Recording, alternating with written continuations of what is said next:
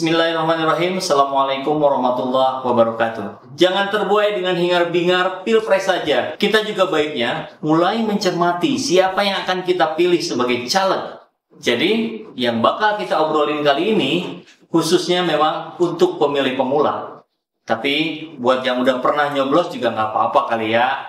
Malah bisa nguatin pilihanmu nanti.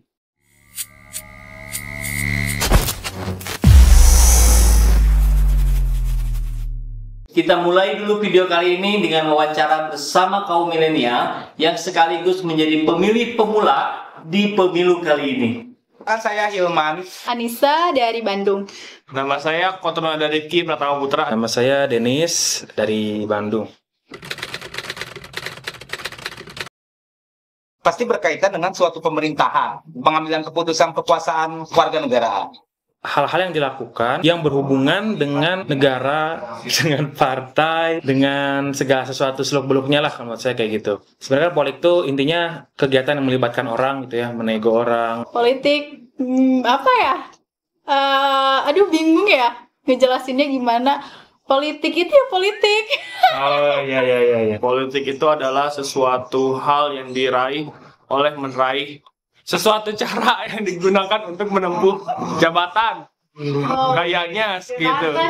Kan ribet ya belibet ya, itulah politik belibet. Gimana menurutmu proses politik di Indonesia? Menebar suatu kebencian gitu. Politik di Indonesia tuh. Walaupun memang sah-sah saja gitu ya, namanya juga memperebutkan kekuasaan. Harus ada senjata-senjata yang mungkin cacian lah, yang mungkin makian lah. Politik di Indonesia itu melawan lawan mainnya itu dengan cara menurut saya agak, atau memang seperti itu ya, politik nggak tahu, saya juga memang harus seperti itu atau memang ada cara ideal yang lebih bagusnya gitu. Menyebarkan hoak, menjatuhkan lawan main, dan jadi ya kesannya hanya ingin menjelek-jelekan pihak lain aja gitu. Kalau sekarang ya lagi bentrok lah. Lagi banyak hoax bertebaran. Khususnya untuk pemilihan presiden, ini kan persiapannya sudah lama. Rakyat juga sudah tahu dari lama gitu. Menurut saya selama prosesnya ini justru malah banyak kejadian-kejadian, malah banyak hal-hal yang tidak mengenakan gitu ya. Ada curangan sana sini kalau gitu kan, ada penyebaran hoak untuk menjatuhkan pihak satu pihak dua gitu. Nah, jadi menurut saya jadi banyak kegaduhan sebelum terjadinya pilpres gitu. Masih belum terlihat, karena masih belum terlihat yang mana yang lebih bagus. Jangan golput. Ya saya setuju sih dengan ini. Walaupun kalian nggak setuju dengan sosok A, sosok B gitu, tapi pastikan kalian memilih yang terbaik gitu. Jangan mau kalian digoyahkan gitu, mending pilih sini, karena ketika pun kita sharing dengan teman-teman kita, banyak nih kejadian sharing tidak berbeda pendapat politik malah jadi kacau. Jadi saya pikir kita harus tetap rasional dalam menghadapi sesuatu. Teman-teman harus lebih aware lagi, sense of pemilunya harus dapat lagi karena biar nggak salah pilih gitu. Semoga siapapun yang terpilih itu bisa menjalankan amanahnya. Bahasan ini mungkin terkesan nggak nyambung sama urusan karir dan pengembangan diri. Tapi sebenarnya ini sangat berhubungan. Karena negara ini akan ditentukan oleh mereka yang kita pilih. Salah-salah bisa bikin kita sulit cari duit. Mana harga-harga terus naik, repotlah kita. Belum lagi, apa yang kita pilih harus kita pertanggungjawabkan di akhirat kelak. Jadi, setelah nonton tayangan ini, insya Allah teman-teman akan lebih mudah untuk menentukan siapa yang akan dipilih nanti. Kita bahas sepintas dari politiknya dulu. Sebetulnya definisi dari politik itu banyak. Tapi yang menarik itu dari Aristoteles. Politik adalah usaha yang ditempuh warga negara untuk mewujudkan kebaikan bersama. Mulia ya. Tapi politik juga bisa berarti sebuah seni dan ilmu untuk meraih kekuasaan baik secara konstitusional maupun non-konstitusional. Jadi intinya, politik adalah segala sesuatu tentang proses perumusan dan pelaksanaan kebijakan publik. Kebayangkan betapa situasi politik itu akan berpengaruh terhadap kita sebagai publik, sebagai rakyat.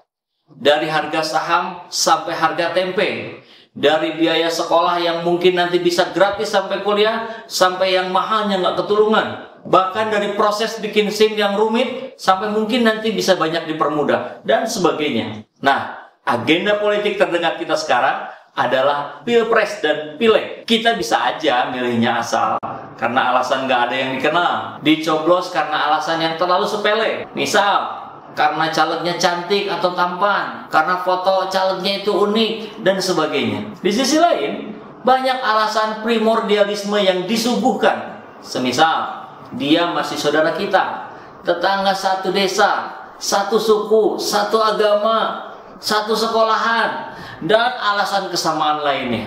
Alasan-alasan di atas nggak sepenuhnya salah.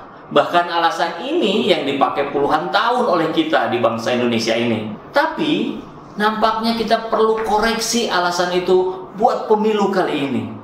Kadang kita lupa bahwa kita sedang memilih wakil rakyat yang menentukan nasib bangsa dan rakyat Indonesia. Bukan semata memilih kerabat atau karib agar dia menjadi pejabat sehingga kita ikut bangga dan kebagian cipratan jabatannya. Ini menyangkut nasib bangsa dan negara. Maka selayaknya alasan kita dalam menentukan pilihan adalah alasan siapa yang paling mungkin memberikan lebih banyak manfaat dibanding kerugiannya. Bayangin, kita punya tanah air yang subur dengan kekayaan yang melimpah ruah. Kita juga dianugerahi penduduk yang jumlahnya sampai sekitar 267 juta orang. Kita lihat tetangga kita Singapura, luasnya nggak lebih dari 1/5-nya Jakarta, tanpa kekayaan alam. Dan dengan jumlah penduduk yang cuma sekitar 5,6 juta, harusnya Indonesia berkali lipat lebih sejahtera dan lebih maju dibandingkan Singapura. Tapi kenyataannya nggak gitu ya.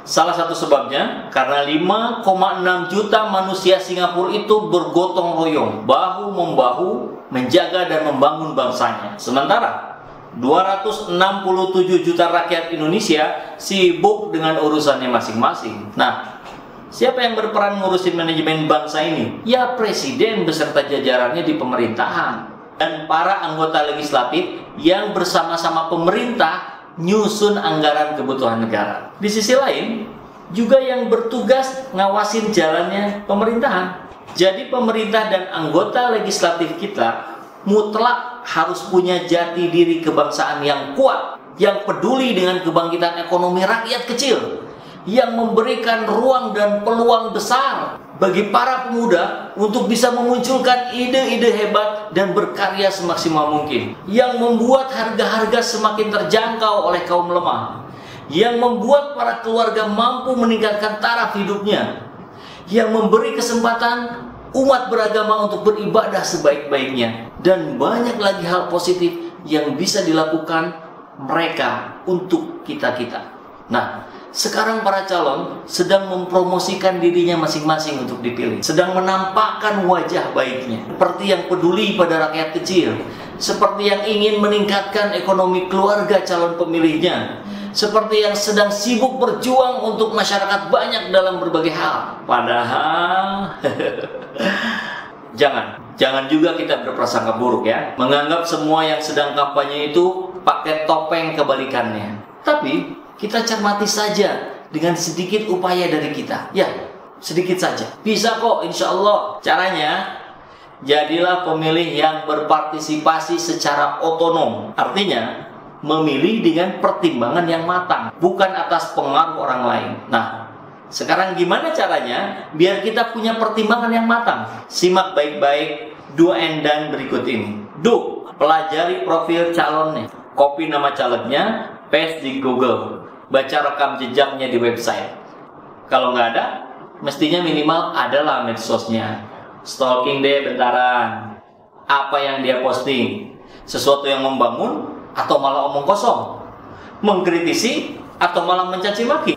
Tentang aktivitasnya yang terlihat bekerja atau sekedar selfie? Pokoknya bakal kelihatan kok. Kalau nggak nemu juga medsosnya, ya sudah, jangan dipilih. Berarti dia nggak ada niat untuk interaksi dengan calon pemilihnya. Betul? Masih bingung juga karena kebanyakan calonnya? Persempit dengan pilih partainya saja. Pastinya lebih mudah kan nyari tahunya. Pilih partai yang programnya paling banyak terjun langsung ke rakyat, yang bukan hanya hingar-bingar saat jelang pemilu aja. Oke? Sekarang kita masuk ke dan. Yang pertama, nggak perlu ikut-ikutan terpancing dengan suasana politik hari ini yang makin memanas. Rugi, nggak ada manfaatnya buat kita. Yang kedua, jangan terjebak dengan fanatisme buta. Semua pilihan pasti punya kelebihan dan kelemahan. Fokus saja pada apa yang punya kelebihannya jauh lebih baik dibandingkan kelemahannya. Tiga, jangan terpengaruh dengan janji-janji.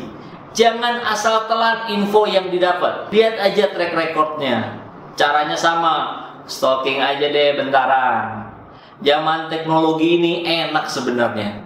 Yang penting, anak muda sekarang harus mau cari tahu. Generasi sekarang punya kemampuan buat mengubah dunia jadi lebih baik. Masa muda kita adalah kekuatan kita. Pilihan kita adalah suara kita. Oke? Cukup? Semoga bermanfaat. Assalamualaikum warahmatullahi wabarakatuh.